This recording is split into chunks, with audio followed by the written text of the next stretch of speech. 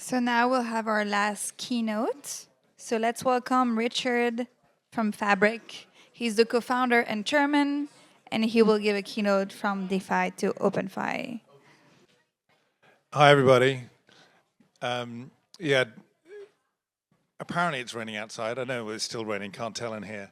But it's the end, I guess, or getting close to the end of a quite long day. So I appreciate you hanging around to share a few thought slides with me. Yeah, indeed, I'm kind of, one of the kind of team members at Fabric. We've been backing projects in the Bitcoin, blockchain, Web3, open web, self-sovereign, whatever you want to call it, space for more than a decade now. And my background was that I built a couple of different startups, one in the network management space and then one in the kind of data center space. Actually, when I was in the data center space, I had the good fortune to kind of run into Ben Horowitz, who built Andreessen Horowitz subsequently. And who here has read The Hard Thing About Hard Things? And so you probably know from that at the beginning of each chapter, he likes to quote a little bit of hip hop. And so he and I are roughly the same age. So and so I used to be into my hip hop when I had time to kind of listen to more music that wasn't my daughter's music. Hence, it wasn't kind of Taylor Swift or Justin Bieber mostly. And so that gave me, so for that reason, and pretty much that reason alone, I decided to include the cover to an EP at the beginning of this presentation. And the kind of tiny excuse within that is that the title of it is Paid in Full. So it's kind of connected to payments and finance, if you will. And the title that we had on the two slides ago was about a journey to OpenFi. And so, but I want to kind of modify that slightly. I think OpenFi, and I think it was being phrased just now on the kind of panel as being about taking the kind of incredible power of self-sovereign DeFi primitives and taking it to where the users are at.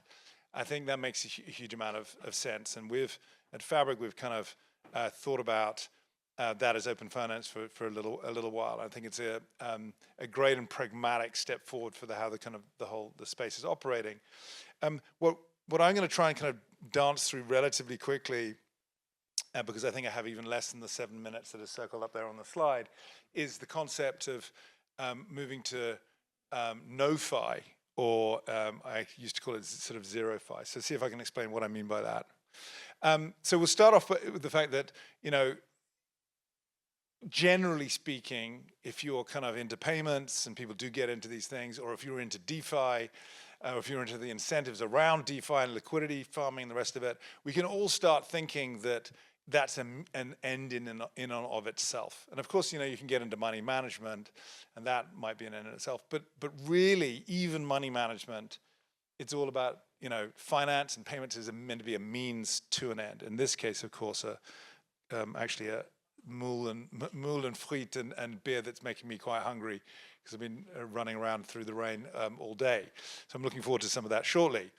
And it's not just about instantaneous payments, it's also about, obviously, the concept of credit and saving, such that the end to which you might be working might be a little bit more than the next meal. It might be the ability to have a house on the beach or a fishing shack on the beach. It doesn't need to be grand like this. I'm not meaning to kind of define what our life's objectives should be, but it's about that activity, the set of life's activities, those objectives you have in life, not about finance ultimately.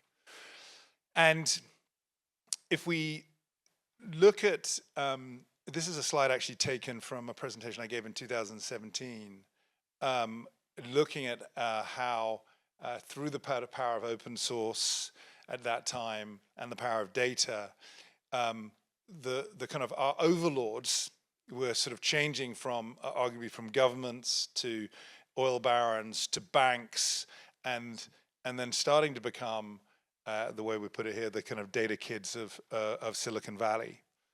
And that was a transition that was well underway, in that kind of last decade. And a lot of what we within the Web3 space have been looking at is, well, how do we throw off the shackles of those particular overlords, perhaps particularly as the pace of AI accelerates and it becomes too late.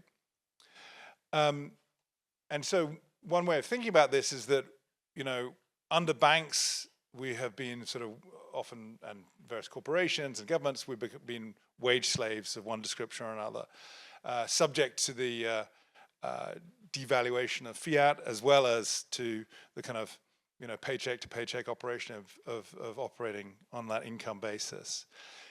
DeFi was a sort of breakthrough. It created at least the concept, the prototypes of being able to bank yourself, of being able to get loans without having a human in the loop. But we sort of would argue it doesn't take you far enough. You need to use those innovations pragmatically, perhaps with OpenFi, go to where the users are at. But ultimately what we want to get to is finance that is so powerful, so pervasive, and so low cost that it supports our individual freedoms. And that's meant to be donated by that kind of gnarly skier there on the right. So the question is, are we there yet with that kind of that mission? If we accept that moving to no-fi or zero-fi is the ultimate objective, are we there yet? Oh, excuse me. And so, does that work? Yes, it does, kind of. So we would say three things are currently holding us back. It's too costly.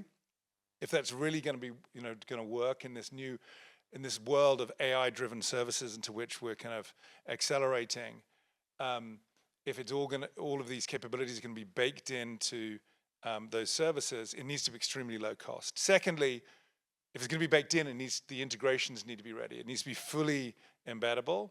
And if it's going to be powerful and it's going to be aligned with our objectives, and obviously safely so, there needs to be, a lot of metadata. It needs to be enriched on multiple levels to achieve that. And that's a whole, obviously, domain in itself. And Fabric ran a session today on that intersection of AI and crypto earlier today at the Hoxton. And so if we look at it, actually, since we first threw a few of these slides together, some of this is unfolded. So sort of due to blobs and 4844, I believe it is, EIP, we've moved the cost and transactions down, as you can indicate here, or is indicated here on the slide.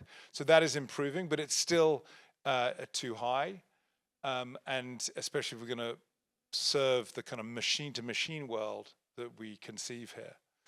The second is that the integrations that we want to achieve to embed this deeply into this not just new breed of, or new kind of range of decentralized applications, but of kind of pervasive application experiences where we've kind of effectively broken out of the app model where you choose an app, you download it, and you solve some problem, but actually, we share our kind of, and I'll keep it brief and sort of delve into this a little bit more in a second, but you share our context and you get these personalized application services delivered to us. Those are very complicated, kind of almost streamed application services that are going to be dropped down to us. And so thinking about what that's going to look like is quite hard, but it's going to need a very powerful set of APIs. It's going to need to be seamless in terms of integration. And the kind of comparison that I think is worth at least considering is when Stripe first rolled out, and they said, right, we're going to address the payments question. We're going to reduce the cost of payments. A lot of people kind of raised their eyebrows and said, well, that doesn't sound like a huge market opportunity because you're going to reduce the cost of payments, and that reduces your revenue and reduces your margins, and it's a race to bottom, and it's be competitive. It's just commodity. But of course, a lot of what Stripe achieved was to break down, payments into various, underlying API calls, and then bake that into user journeys. And so by doing that, you opened up a new set of possible user journeys, experiences within the context of commerce, and created a new market, created new value in that way through the software capabilities that they rolled out. So what I'm postulating is that if you can imagine, if you conceive, all of these live running web services that can be composed and where user data is portable between them into these application services that just stream down on demand to you rather than be kind of being beckoned when you sort of call up an app, or even sort of, or even have to download an app. Those are going to be new experiences that open up new markets and value, of which we literally have not conceived at this point in time. And again, not wanting to kind of shill it too much at our event, that intersection of AI x crypto, that was one of the areas that the sort of assembled investors in this particular sort of subset of our space were kind of beseeching people to investigate. Why are we still looking at the kind of chat prompt as being the kind of be all and end all of AI at the moment? It's how we embed it in entirely new user journeys. It's going to make it extremely powerful. So there's still work to be done there, but it's coming. And then we need more on and off chain data. We need to have data that delivers personalization, contextualization, and also ultimately aligned recommendations. There are just some examples here of the kind of, the data exhaust we might produce in terms of our kind of the tokens that we acquire through kind of our life, or increasingly the data that we can generate that is tokenized in the context of something like Farcaster. But there are still obstacles to how this is going to roll out. How are we going to protect privacy? How are we going to be ensured this is compliant from a regulatory perspective? All of that still needs to be addressed. But the good news is that the pace of change, not from as we accelerate within the Ethereum ecosystem, and also different ecosystems compete on cost. Specifically say Near and Solana here. That is, and we've got a tick there next to EIP 4844. There's promise of ever cheaper transactions, and that through the effort of a lot of the kind of, and these are just a sample of protagonists, I think that the composability that we desire, those APIs are on the horizon, and through the work of IDOS and our friends at Fractal and other folks who are pushing ways in which we can generate data on chain that is sort of irrefutable, then select how we want to share it in order to power these new sort of AI-driven services. That's also coming. And this is possibly one of the worst slides I've ever shown, but that's fine. It's ECC, you can do what you want. But trying to get, it reflects, and actually there's a missing word in the middle there, I don't know whether it'll come up, maybe it will, no it won't, is that we do need to have that, objective and subjective personalization captured, that data. And that if we're going to do that, we need to have an adopted, or multiple probably, forms of digital identity that we can adopt that is going to support that. That we then need to have a contextualization, that is, what is the situation you're in, where are you, what are you doing? And then we also need recommendations that have a level of integrity that we can rely upon, that we are not being farmed for the revenue that can be generated from us over time. We are actually, somehow the algorithms are working out what is of greatest utility to us on a kind of sustainable basis.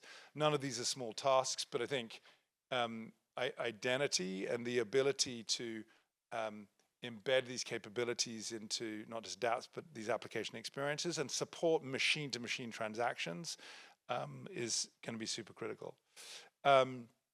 So we would say that this is, we shouldn't have ever got distracted by payments or even saving money. We should be supported in living our lives in the best way we can. And if we do that, then money can be at our service, and not just by throwing off kind of the yoke of banks and governments, but by these kind of advanced technological means we've been talking about. And so it's never been about payments, it's always been about the data. And I think, an area, kind of a writer that we've taken inspiration from in our thinking about this was Glenn Vile, who, in particular, who spoke at one of our events a couple of years ago. And the concept there is that effectively kind of everything will be publicly owned and constantly auctioned to find the kind of the right price and to find the right owner. And so we can think quite radically about the way in which the ownership economy can lead to a new form of modern mutualism or collective capitalism that is going to be more equitable, more inclusive, and more prosperous for everybody. Kind of fulfilling the long-term vision of Adam Smith and the power of the invisible hand, but now turbocharged through not just technology, but decentralized and self-sovereign technology. Thank you very much. And let's go and have some moo.